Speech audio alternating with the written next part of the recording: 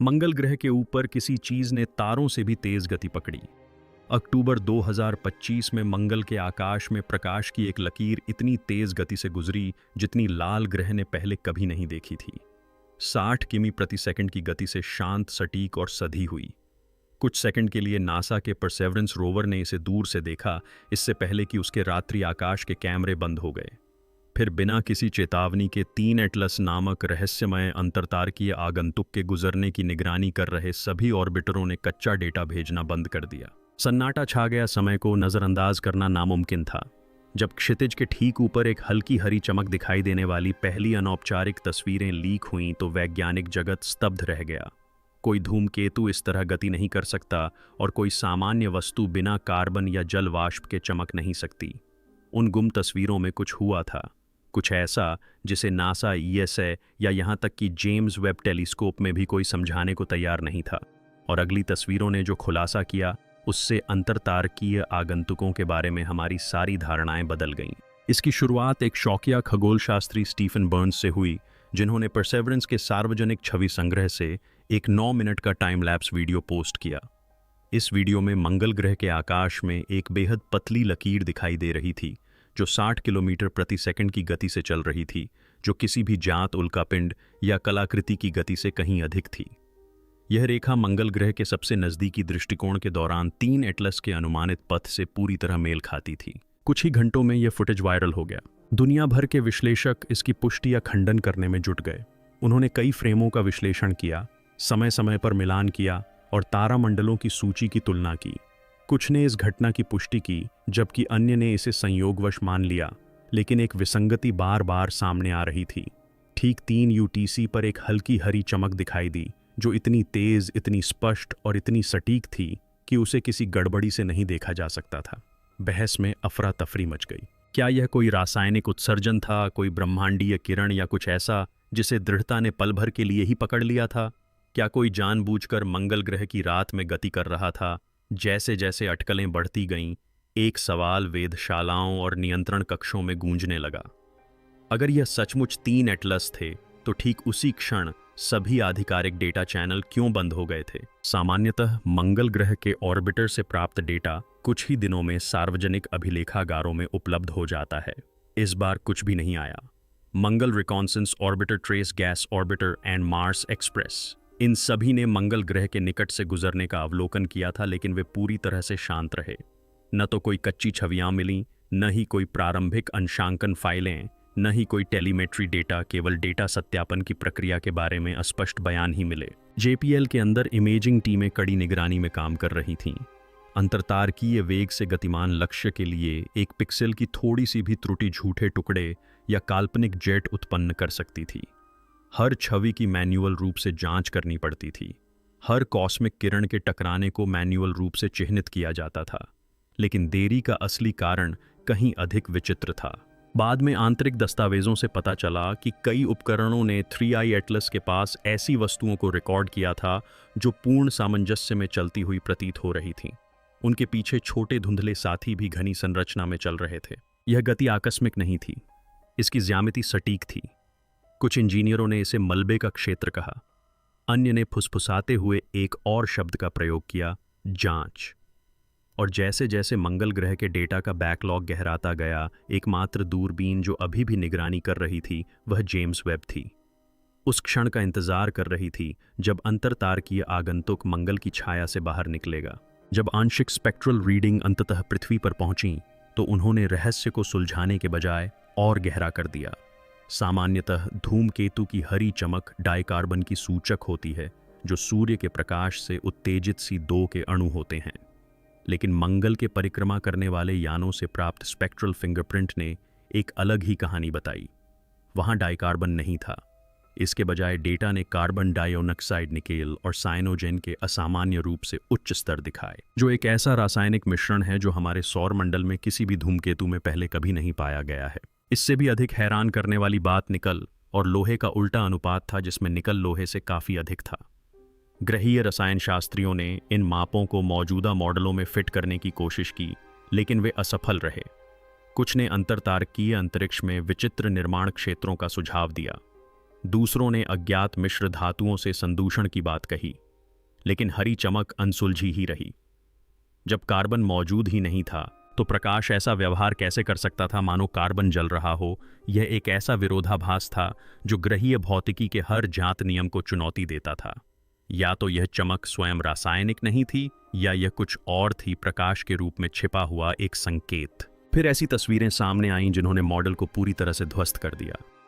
Mars express और trace gas orbiter दोनों ने कुछ ऐसा रिकॉर्ड किया जो किसी भी धूमकेतु को कभी नहीं करना चाहिए। सूर्य से दूर नहीं बल्कि उसकी ओर एक तीव्र गति से बढ़ता हुआ पदार्थ का जेट। धूल के मॉडल इन आंकड़ों के सामने धराशायी हो गए। जेट की संरचना बहुत संकीर्ण थी, उसकी चमक का प्रवणता बहुत तीव्र थी और उसकी ज्यामिति बहुत ही सटीक थी। ऐसा लग रहा था मानो यह वस्तु सौर ताप पर प्रतिक्रिया करने के बजाय स्वयं ही गतिमान हो रही हो। इससे भी बुरी बात यह थी कि दृश्यमान गैस उत्सर्जन के बावजूद 3 एटलस के प्रक्षेप पथ में कोई परिवर्तन नहीं हुआ। इसका मार्ग गुरुत्वाकर्षण के लिहाज से बिल्कुल स्थिर रहा और इसके अनुमानित मार्ग से कोई मापने योग्य विचलन नहीं दिखा। इसका एक ही अर्थ था, जो भी यह उत्सर्जित कर रहा था वह इसे असंतुलित नहीं कर रहा था। यह वस्तु अत्यधिक सघन, अत्यधिक विशाल और अत्यधिक स्थिर थी। गणनाओं के अनुसार इसका द्रव्यमान 10 अरब टन से अधिक था, जो किसी भी जात धूमकेतु से कहीं अधिक भारी था और एक धात्विक क्षुद्र ग्रह के समान था। जैसे जैसे आंकड़े सामने आने लगे, प्राकृतिक वस्तु शब्द की अवधारणा धूमिल होने लगी।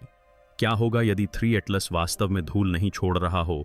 क्या होगा यदि यह सक्रिय हो रहा हो? जैसे ही 3 एटलस मंगल ग्रह के पीछे गायब हुआ, एक विचित्र घटना ने गहरे अंतरिक्ष नेटवर्क को अपनी चपेट में ले लिया। मंगल ग्रह के परिक्रमा करने वाले यानों से संचार की निगरानी कर रहे इंजीनियरों ने सिग्नल शोर के भीतर अंतर्निहित लयबद्ध स्पंदनों यानी व्यवधान का पता लगाना शुरू कर दिया।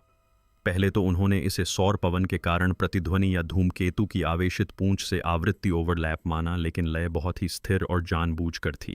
हर 22 सेकंड में एक हल्की सी ध्वनि कई चैनलों पर दोहराई जाती थी, जो नासा और ईएसए दोनों के रिसीवरों पर एक जैसी थी। यह इतनी तीव्र नहीं थी कि इसे प्रसारण कहा जा सके, लेकिन यह अनियमित भी नहीं थी। ऐसा प्रतीत होता था कि यह पैटर्न धूमकेतु की कक्षीय गति को प्रतिबिंबित कर रहा है, मानो वह वस्तु अपने ही पथ पर प्रतिक्रिया दे रही हो। फिर जितनी अचानक यह प्रकट हुई थी, उतनी ही अचानक यह व्यवधान गायब हो गई। मिशन कंट्रोल ने इसे विद्युत चुंबकीय अनुनाद बताया। कुछ अन्य लोगों ने इसे एक गुनगुनाहट कहा, लेकिन फिल्टर किए गए प्लेबैक को सुनने वालों ने कुछ और ही भयावह चीज का वर्णन किया। एक धीमी यांत्रिक कंपन जो सन्नाटे में बदलने से पहले थोड़ी तेज होती हुई प्रतीत हुई। तभी लांगे पॉइंट 2 पर लाखों किलोमीटर दूर स्थित जेम्स वेब टेलीस्कोप ने अपने उपकरणों को सीधे उस अंतरिक्ष क्षेत्र की ओर घुमाया जहां से यह संकेत उत्पन्न हुआ था। जब जेम्स वेब टेलीस्कोप से पहली लंबी अवधि की तस्वीरें आईं तो वैज्ञानिकों को हमेशा की तरह एक धुंधली आकृति, शायद धूमकेतु के पीछे छूटी धूल की कुछ हल्की लकीरों की उम्मीद थी। लेकिन उन्होंने जो देखा उसने सबसे गंभीर खगोलविदों को भी अवाक कर दिया। अवरक्त डेटा ने एक नहीं बल्कि 3 अलग अलग तापीय संकेत दिखाए। पहला, एक लंबा कोर जो 3 आंखों वाले एटलस की अपेक्षित स्थिति से मेल खाता था। दूसरा और तीसरा छोटे और ठंडे जो प्राथमिक नाभिक के दोनों ओर समान दूरी पर स्थित थे। वे एकदम सटीक संरचना में गतिमान थे, मंगल ग्रह के चुंबकीय क्षेत्र के अनुरूप अपनी स्थिति में थोड़ा सा बदलाव करते हुए। यह समरूपता अस्वाभाविक, लगभग कृत्रिम प्रतीत होती थी। जब रंगीन संयोजन प्रस्तुत किए गए तो तीनों बिंदुओं को जोड़ने वाले आयनित पदार्थ के धुंधले चाप दिखाई दिए, ऐसे तंतु जो बिजली की तरह झिलमिलाते थे। दृश्य प्रकाश में चमक हल्की हरी थी, लेकिन अवरक्त प्रकाश में वस्तुएं रेडियो डेटा में पहले से पता लगाए गए 22 सेकंड की आवृत्ति के साथ सटीक तालमेल में लाल गर्म होकर स्पंदित हो रही थीं। किसी भी धूमकेतु ने पहले कभी ऐसा व्यवहार प्रदर्शित नहीं किया था। कुछ लोगों को यह नियंत्रित स्थिरीकरण जैसा लगा, जबकि अन्य को प्रणोदन जैसा। फिर भी ऐसा प्रतीत नहीं हुआ कि कोई भी वस्तु त्वरित हो रही हो। वे इस तरह स्थिर खड़े थे मानो किसी अदृश्य चीज की परिक्रमा कर रहे हों। वेब के स्पेक्ट्रोग्राफ ने जल्द ही एक और भी गहरा रहस्य उजागर किया। शुद्ध निकल वाष्प की उपस्थिति। धात्विक परमाणुओं को अत्यधिक तापमान पर गर्म किया गया था और वे इतनी मात्रा में मौजूद थे जितनी कोई भी प्राकृतिक पिंड उत्पन्न नहीं कर सकता। निकल जो सघन और कठोर होता है, मंगल ग्रह के इतने करीब वाष्पीकृत नहीं होना चाहिए। फिर भी इसकी स्पेक्ट्रल रेखा ने रीडिंग पर प्रभुत्व जमाया। इसके साथ ही कोबाल्ट के सूक्ष्म अंश और एक अज्ञात यौगिक भी मौजूद थे जो धुंधली लेकिन बिल्कुल समान दूरी पर स्थित उत्सर्जन चोटियां उत्सर्जित कर रहे थे, जो इतनी सुव्यवस्थित थीं कि उन्हें आकस्मिक नहीं कहा जा सकता था। ये आंकड़े किसी भूवैज्ञानिक प्रक्रिया के बजाय किसी तकनीकी प्रक्रिया के सामंजस्यपूर्ण पैटर्न से मिलते जुलते थे। ऐसा लग रहा था मानो वस्तु स्वयं को परिष्कृत कर रही हो, सूर्य की ऊष्मा के नीचे अपनी सतह की संरचना को पुनर्गठित कर रही हो। ग्रह वैज्ञानिकों ने धात्विक क्रिस्टलीकरण से लेकर चुंबकीय परिरक्षण तक कई तरह की परिकल्पनाएं प्रस्तुत कीं, लेकिन कोई भी यह नहीं समझा सका कि 3 नेत्र एटलस की रोशनी एन्कोडेड डेटा के अनुरूप क्यों बदल रही थी। वस्तु की चमक अब स्थिर नहीं थी, यह एक प्रकाश स्तंभ की तरह टिमटिमा रही थी। जब उन चमकों के अंतराल की तुलना मंगल ग्रह के निकट से गुजरने के दौरान पता चले विद्युत चुंबकीय कंपन से की गई, तो परिणाम पूरी तरह मेल खा गए। ये स्पंदन केवल ऊर्जा नहीं थे बल्कि सूचना थे। जैसे जैसे जेम्स वेब ने वस्तु का पीछा करना जारी रखा, मुख्य नाभिक के दोनों ओर मौजूद 2 धुंधले निशान यानी छोटे साथी टुकड़े बाहर की ओर बहने लगे। धीरे धीरे सोच समझकर उन्होंने खुद को क्रांतिवृत्त के तल के साथ संरेखित किया, जिससे मंगल सूर्य और वस्तु के पथ के बीच एक सीधी रेखा बन गई। यह आकृति घंटों तक बनी रही और फिर दृष्टि से ओझल हो गई। खगोल भौतिकविदों ने इसे संयोग, एक गुरुत्वाकर्षण संबंधी गड़बड़ी कहा, लेकिन ज्यामिति की सटीकता को नजरअंदाज करना असंभव था। प्रत्येक संरेखण एक ही स्पंदन आवृत्ति प्रकाश में एक ही दोहराव वाले मॉड्यूलेशन के अनुरूप था। ऐसा लग रहा था मानो तीनों एटलस ने सौर मंडल की संरचना के साथ खुद को सिंक्रोनाइज कर लिया हो। धूमकेतु की हरी चमक तेज होती गई, जो सूर्य की ओर सीधी जाती हुई एक पतली किरण के रूप में फैल गई, जबकि उसके साथ ही टुकड़ों को जोड़ने वाले तंतु गायब होने से पहले आखिरी बार झिलमिलाए। सौर हस्तक्षेप बढ़ने के कारण वेब से डेटा प्रवाह अचानक बंद हो गया और फिर सन्नाटा छा गया। हफ्तों में पहली बार आसमान अंधेरा हो गया। कोई संकेत नहीं, कोई प्रकाश नहीं, बस एक सटीक संरेखण की स्मृति और यह बेचैन कर देने वाला एहसास कि मंगल ग्रह के पास 3 एटलस ने जो कुछ भी किया था वह तो बस शुरुआत थी। दुनिया इंतजार करती रही, उपकरण खामोशी से निष्क्रिय पड़े रहे, भविष्यवाणियां ठंडी पड़ गईं। फिर एक दिन बाद जेम्स वेब टेलीस्कोप ने कुछ देखा। अंधेरे से उभरती हुई अवरक्त प्रकाश की एक हल्की सी किरण। पहले तो यह एक साधारण चमक जैसी लगी, लेकिन कुछ ही मिनटों में यह एक निरंतर संकेत में बदल गई, जो पहले से कहीं अधिक चमकीली और स्पष्ट थी। वस्तु पेरिहेलियन से बच गई थी, लेकिन अब वह अलग थी। उसकी चमक अब सामान्य धूमकेतु के परावर्तक वक्र से मेल नहीं खाती थी। वह प्रिय प्रवर्धित हो रही थी, प्राप्त ऊर्जा से कहीं अधिक ऊर्जा विकीर्ण कर रही थी। स्पेक्ट्रल अनुपात भी बदल गए थे। कभी प्रमुख निकेल रेखाएं अब नए अज्ञात उत्सर्जनों के साथ दिखाई दे रही थीं, जो संकीर्ण और बिल्कुल समान दूरी पर थे, मानो किसी कंपन करते तार से निकलने वाली ध्वनियां हों। आवृत्ति 22 पश्चात लय से मेल खाती थी, जो मंगल ग्रह के निकट से गुजरने के बाद से हर अवलोकन में स्पष्ट रूप से दिखाई दे रही थी। लेकिन इस बार इसके नीचे कुछ और भी छिपा हुआ था, एक द्वितीयक स्पंदन जो छोटा, तेज और रहस्यमय रूप से परिचित था। जब इंजीनियरों ने नए डेटा को पिछले सिग्नल लॉग के साथ मिलाया, तो उन्हें एहसास हुआ कि यह एक प्रतिध्वनि थी, पृथ्वी द्वारा दशकों से अंतरिक्ष में भेजे जा रहे संदेशों का ही एक परावर्तित रूप। ऐसा लग रहा था मानो एटलस ने सुना हो और अब जवाब दे रहा हो।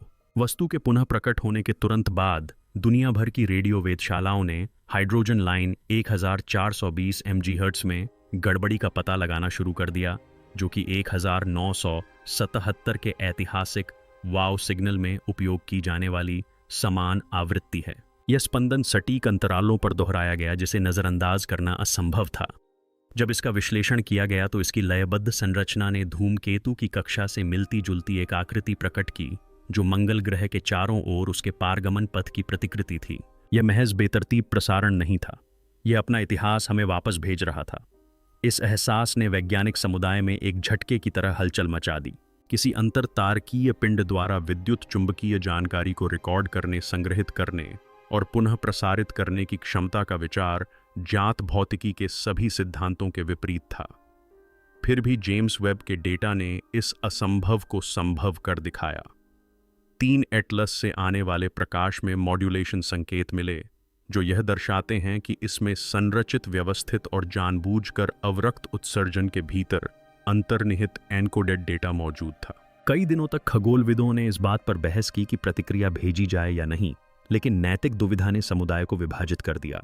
क्या यह कोई खोज थी या कोई परीक्षण? वह गूंज लगातार जारी रही, एक ही संकेत को बार बार दोहराती रही, मानो किसी स्वीकृति की प्रतीक्षा कर रही हो। जैसे जैसे सिग्नल मजबूत होता गया, वेब टेलीस्कोप के ध्रुवीकरण सेंसरों ने कुछ और भी अधिक चिंताजनक चीज का पता लगाया। 3 आंखों वाले एटलस से आने वाला प्रकाश अब सौर हवा के विपरीत ध्रुवीकृत हो गया था। सामान्यतः सूर्य से आने वाले कण प्रकाश को अव्यवस्थित रूप से बिखेरते हैं, लेकिन इस मामले में दिशा उलट गई थी, मानो कोई वस्तु अदृश्य चुंबकीय जालक का अनुसरण करने के लिए फोटोनों को मोड़ रही हो। परिणाम स्वरूप प्रकाश की एक किरण लाखों किलोमीटर तक सुसंगत बनी रही, मानो कोई लेजर सौर मंडल में फैल रही हो। वैज्ञानिकों ने इस प्रभाव का मॉडल बनाने का प्रयास किया, लेकिन कोई भी सिमुलेशन देखी गई सटीकता से मेल नहीं खा सका। ध्रुवीकरण यादृच्छिक नहीं था, यह निश्चित अंतरालों पर घूमता था, जो मंगल ग्रह के घूर्णन और पृथ्वी की कक्षीय स्थिति के साथ पूरी तरह से मेल खाता था। ऐसा लग रहा था मानो वह वस्तु दोनों ग्रहों के साथ तालमेल बिठा रही हो, अंतरिक्ष में एक त्रिकोणनुमा प्रतिध्वनि बना रही हो। शौकिया खगोलविदों ने रात के आकाश में अजीबोगरीब प्रतिबिंब देखने शुरू किए। हर बार जब एटलस तारामंडल अपना एक ध्रुवीकरण चक्र पूरा करता था, तो क्षितिज पर हरे प्रकाश की हल्की लहरें दिखाई देती थीं। यह प्रभाव दोनों गोलार्धों से दिखाई देता था और कुछ सेकंड बाद गायब हो जाता था। कुछ लोगों को यह संचार किरण जैसा लगा, जबकि दूसरों को उलटी गिनती जैसा। कुछ घंटों बाद असंभव सा लगने वाला काम हो गया। जेम्स वेब टेलीस्कोप ने 3 आंखों वाले एटलस की गति में अचानक त्वरण दर्ज किया, जो उसके अनुमानित मार्ग से 0.01% से भी कम का विचलन था, लेकिन जिसे गुरुत्वाकर्षण या सौर विकिरण द्वारा समझाया नहीं जा सका। पहली बार वस्तु अपनी शक्ति से गतिमान हुई थी। त्वरण हल्का, क्रमिक और अविश्वसनीय रूप से सटीक था, मानो कोई जहाज अपनी दिशा बदल रहा हो। लेकिन इससे भी ज्यादा अजीब बात थी इसकी दिशा। अंतरतारकीय अंतरिक्ष में अपने बाहरी मार्ग पर आगे बढ़ने के बजाय 3i एटलस थोड़ा अंदर की ओर मुड़ गया, जिससे उसका वेक्टर पृथ्वी के कक्षीय तल के साथ संरेखित हो गया। यह समायोजन सूक्ष्म था, लेकिन जानबूझकर किया गया था, और जैसे ही यह बदलाव आया, लयबद्ध संकेत भी बदल गया। 22 सेकंड की पल्स धीमी होने लगी, फिर 23 सेकंड की, फिर 24 सेकंड की, मानो पृथ्वी के समय विस्तार के साथ तालमेल बिठा रही हो, हमारे ग्रह की गति के लिए समायोजन कर रही हो। ऐसा लग रहा था मानो पूरा सौर मंडल इसके साथ स्पंदित हो रहा हो, एक ऐसी प्रतिध्वनि जो विद्युत चुंबकीय क्षेत्रों, रेडियो आवृत्तियों और यहाँ तक कि भूकंपीय उपकरणों में भी फैल गई। कोई भी ये नहीं समझा सका कि यह कैसे और क्यों हुआ, लेकिन उपग्रहों से लेकर भूमिगत सेंसर तक विद्युत चुंबकीय उतार चढ़ाव के प्रति संवेदनशील प्रत्येक प्रणाली ने एक ही पैटर्न दर्ज किया। संकेत अब अंतरिक्ष से नहीं आ रहा था, यह हमारे शरीर से होकर गुजर रहा था। शुरुआत में यह सूक्ष्म था। ऊपरी वायुमंडल में छोटे छोटे बदलाव, धुंधली चमकें जो केवल ऊंचाई पर स्थित वेधशालाओं द्वारा ही देखी जा सकीं। लेकिन कुछ ही दिनों में यह घटना स्पष्ट हो गई। एक स्पंदित हरी अरोरा उन क्षेत्रों में दिखाई दी जहां पहले कभी अरोरा नहीं देखी गई थी। भूमध्य रेखीय क्षेत्र, रेगिस्तान और मध्य अक्षांश एक ऐसी प्रकाशमय रोशनी से नहा गए जो हर 24 सेकंड में झिलमिलाती थी, ठीक उसी लय में जैसे 3 नेत्रों वाले एटलस की स्पंदन होती है। हवाई यातायात नियंत्रण टावरों ने भी उसी अंतराल पर अजीब विद्युत चुंबकीय हस्तक्षेप की सूचना देना शुरू कर दिया, और नागरिक संचार उपग्रहों के प्रसारण में संक्षिप्त लेकिन एक साथ रुकावटें आने लगीं। हर घटना वस्तु की अद्यतन कक्षीय स्थिति से पूरी तरह मेल खाती थी। चमक रात दर रात तीव्र होती गई, और जब वैज्ञानिकों ने वायुमंडलीय मापों की तुलना की तो उन्हें एक चौंकाने वाली बात पता चली। प्रकाश वायुमंडल से नहीं आ रहा था। ऐसा लग रहा था मानो वह अंतरिक्ष से ही वायुमंडल पर प्रक्षेपित हो रहा हो। स्रोत का पता लगाने वाले उच्च रिजोल्यूशन दूरबीनों ने किरण के उद्गम का पता लगाया, न तो सूर्य से न ही किसी ज्ञात खगोलीय परावर्तन से, बल्कि 3 नेत्रों वाले एटलस से, सीधे उत्सर्जित ऊर्जा के एक संकीर्ण शंकु से, जो अब पृथ्वी के चुंबकीय भूमध्य रेखा के साथ पूर्ण संरेखण में स्थित था। धूमकेतु अब केवल गुजर नहीं रहा था, वह गणितीय सटीकता के साथ ग्रह को निशाना बना रहा था। दुनिया भर की सरकारें खामोशी से जुट गईं। वेधशालाओं, रक्षा उपग्रहों और रेडियो दूरबीनों को एक ही वैश्विक नेटवर्क में पुनर्परिभाषित किया गया, जिसे त्रिपक्षीय एटलस की निगरानी का कार्य सौंपा गया था।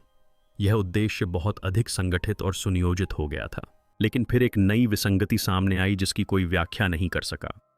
गहरे समुद्र में बिछी केबलें, बिजली के ग्रिड और यहाँ तक कि भूमिगत डेटा सर्वर भी एक हल्की विद्युत चुंबकीय ध्वनि उत्सर्जित करने लगे। यह शोर नहीं था, बल्कि धूमकेतु के प्रकाश में देखी गई अनुक्रमिक संरचनाओं के समान ही अनुक्रमिक रूप से दोहराई जाने वाली संरचनाएं थीं। ग्रह भर में उपकरण अनजाने में डूबने लगे। घड़ियां 24 सेकंड के चक्र के साथ एकदम सटीक ताल में चलने लगीं। यहां तक कि जीपीएस उपग्रहों पर लगी परमाणु घड़ियां, जो एक माइक्रोसेकंड के अंश तक सटीक थीं, भी इन स्पंदनों के साथ तालमेल बिठाकर चलने लगीं। ऐसा लग रहा था मानो पृथ्वी स्वयं एक रिसीवर बन गई हो और उसका पूरा ढांचा 3i एटलस की आवृत्ति पर प्रतिध्वनित हो रहा हो। इंजीनियरों ने कारण का पता लगाने की कोशिश की, लेकिन कोई सिग्नल स्रोत नहीं मिल सका। हस्तक्षेप को जाम करने या फिल्टर करने के सभी प्रयास विफल रहे। यह घटना वायु तरंगों या बिजली ग्रिड के माध्यम से नहीं आ रही थी। यह पृथ्वी के विद्युत चुंबकीय क्षेत्र में ही अंतर्निहित थी। ग्रह अब उस वस्तु का अवलोकन नहीं कर रहा था, वह उस गतिविधि में भाग ले रहा था जिसे उसने स्वयं शुरू किया था। फिर एक ऐसा अवलोकन हुआ जिसने सब कुछ बदल दिया। जेम्स वेब स्पेस टेलीस्कोप ने 3 एटलस के आसपास के क्षेत्र पर ध्यान केंद्रित करते हुए ज्यामितीय छापों में बाहर की ओर फैलते हुए प्रकाश के एक धुंधले घेरे को रिकॉर्ड किया। डेटा के विश्लेषण से पता चला कि छापों ने एक स्पष्ट पैटर्न बनाया था, एक पूर्ण समबाहु त्रिभुज जो 3 पिंडों 3 एटलस, पृथ्वी और मंगल को जोड़ता था। इस त्रिभुज के भीतर आवेशित कणों के तंतु एक साथ झिलमिला रहे थे, जिससे शून्य में चमकदार पथ बन रहे थे। यह संरेखण आकस्मिक नहीं था, यह ठीक उसी निर्देशांकों से मेल खाता था जो 1977 के वायबू सिग्नल के थे, वह रहस्यमय रेडियो विस्फोट जिसने कभी मानवता की कल्पना को मोहित कर लिया था। जब खगोलविदों ने डेटा का विश्लेषण किया तो वाव सिग्नल की दिशा और 3 एटलस की स्थिति 1 डिग्री से भी कम के अंतर पर आपस में मिल गईं। यह सांख्यिकीय रूप से असंभव था। इस खोज ने वैज्ञानिक समुदाय में हलचल मचा दी। धूमकेतु का प्रक्षेप पथ मनमाना नहीं था, इसने एक सटीक अंतरतारकीय मार्ग का अनुसरण किया था जो उस सिग्नल स्थान की ओर इशारा कर रहा था जिसे हमने लगभग आधी सदी पहले खोजा था। और अब जब त्रिभुज पूरी तरह से बन गया था तो तीनों बिंदुओं से ऊर्जा रीडिंग तेजी से बढ़ने लगी। प्रकाश का नेटवर्क अब स्थिर नहीं था, यह सक्रिय हो रहा था। 24 सेकंड की स्थिर स्पंदन कई आवृत्तियों में विखंडित हो गई, जो बाद में अलग होकर उच्चतर स्वरों में तब्दील हो गई और अंततः एक ही निरंतर स्वर में विलीन हो गई। विश्व भर में रेडियो दूरबीनों ने इस घटना को रिकॉर्ड किया। एक वैश्विक अनुनाद हर सेंसर, हर चुंबकीय क्षेत्र, हर चालक सतह से होकर गुजर रहा था।